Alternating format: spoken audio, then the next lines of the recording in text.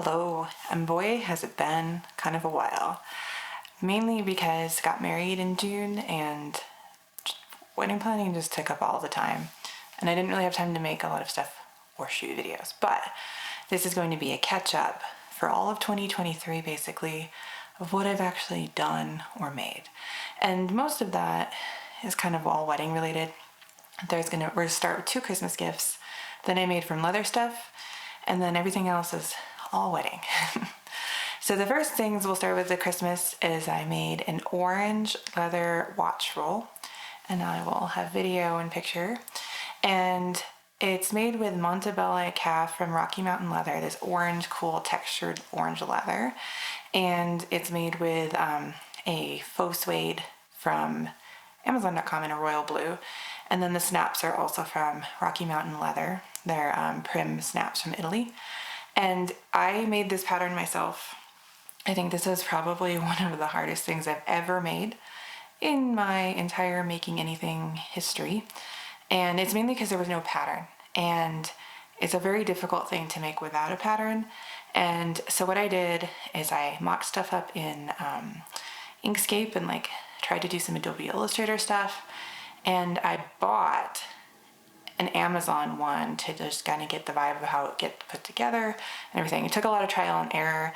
I ended up making some of the oval end pieces and everything, cutting out wood on my laser machine. I ended up having to buy a hacksaw and everything for doing parts of it. But it's the first one I've ever made. It was really hard. And despite that, it functions. Is it perfect? Absolutely not. But it functions, and I think it came out decently. I'm proud of it. But man, it was definitely a really tough make because I didn't really know what I was doing, and making your own pattern for something like that is very challenging, especially if you don't have all the materials and the tools. It took me almost all year to work up to it because I didn't even have some of the tools I needed to make it. But that was one thing, and it was a Christmas gift, and the person said that they liked it, and I think they just really used it for the first time for a trip. So the watches go on the little cushions. And then the other thing I made was a wallet, and a card wallet on each side. You can just put cards in. They wanted a simple wallet. And I made that also with leather from Rocky Mountain leather.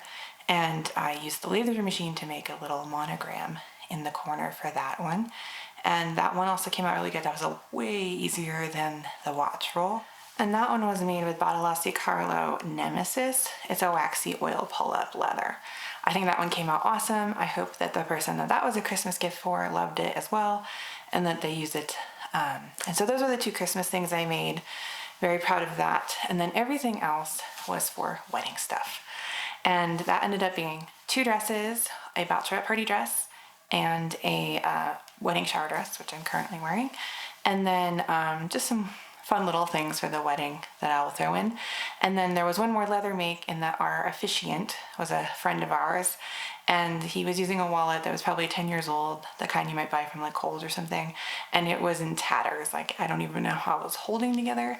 And so I made him a cash flap, fold by fold leather wallet for his gift for being our officiant. And I also monogrammed it, and then I put a new actually logo for me for making leather things in there as well. And I think that one came out really great, and I used 2 different leathers for that. It was actually the Badalassi Carlo Nemesis and another one from Rocky Mountain leather. I have a little cheat sheet here. So it's Badalassi Carlo Nemesis and Badalassi Carlo Waxy Oil Pullup. And that one, and it's all hand stitched. All the leather stuff was hand stitched. And so he really, really loved that, and I have some pictures that I'm showing, and it came really good, and I think that was a really nice gift. It was nice to be able to make something for someone that really they could use as a gift instead of, some of the other kind of things you end up giving for gifts because you don't know what to do, especially for wedding stuff. Future Crystal here, having somehow forgotten to film one of the most important things I made for the wedding, and that was the groom's gift. So, husband has a metal allergy, and so I have made him belts in the past.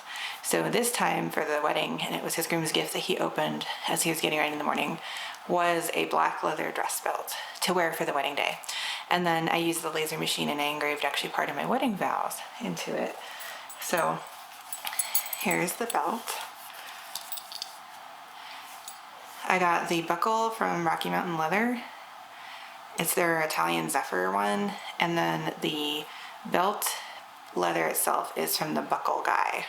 Because it was the only one I could find that had like a belt blank with a black shiny leather like this, so like for a dress belt. And I painted the edges this time. I did not do the burnished edges. And then you can kind of see it here that I engraved my part of my vows and like a message to him into the belt. But I think it came out really good. I was hoping we'd have some of the professional photos of it for the filming today, but we haven't gotten our pictures yet. But I will put a couple sneak peek ones of what I looked like, even though, you know, I didn't make the dress or anything, but just so that you can see. But yeah, I made the groom's belt for the wedding day, and he's kind of saving it for special occasions. He's not going to wear it a lot, so that he has this special belt. So it still looks really pristine because he only wore it that day. So the next make that I'll show you first is my dress that I made for the bachelorette party, because that was first. That was in February.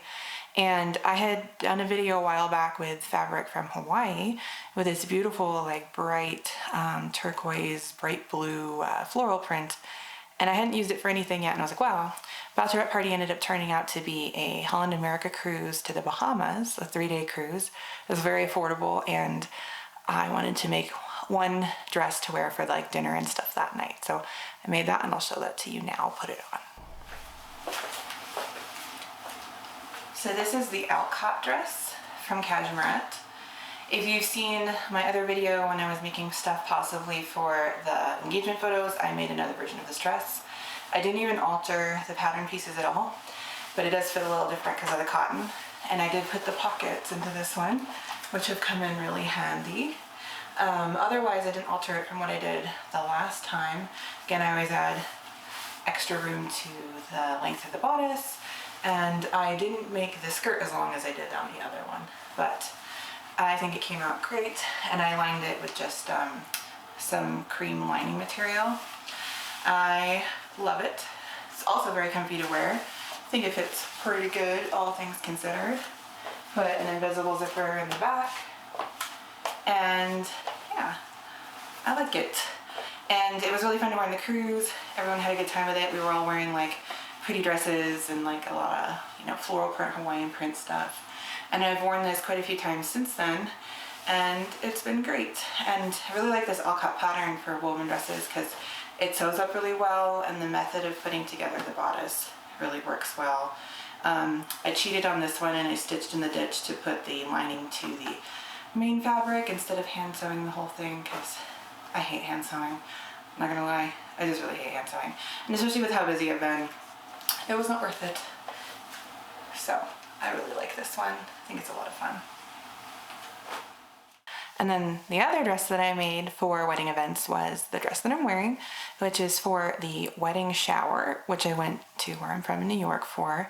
And I had found this beautiful fabric from Mood that is a metallic foil ponte. And there just so happens to be a ponte pattern for a dress in the newish Cashmerette book, Ahead of the Curve. And that one is called the Foxhill dress from Cashmerette, and it's designed for ponte, like a more stiff or, you know, stretch fabric. And I think it came out great for that. I've gotten tons of compliments whenever I've worn it. And then I'll show you full views now and some pictures of when I wore it at the shower.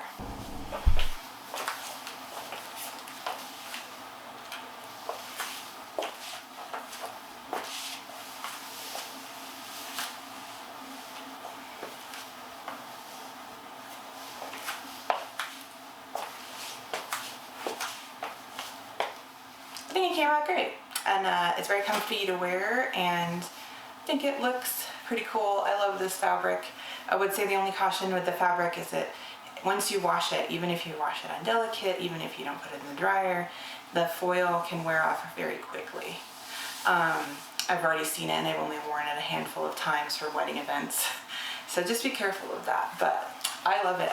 I will definitely make more of these dresses because I think they're super comfy and the fit is really good. I changed the sleeves and made them longer because I didn't want like a short sleeve for this dress. I wanted it to kind of go to the elbow almost. And then, as usual, for all Cashmerette patterns, I add 2 inches to all the bodice pieces and sometimes a little bit of length to the bottom because I'm tall.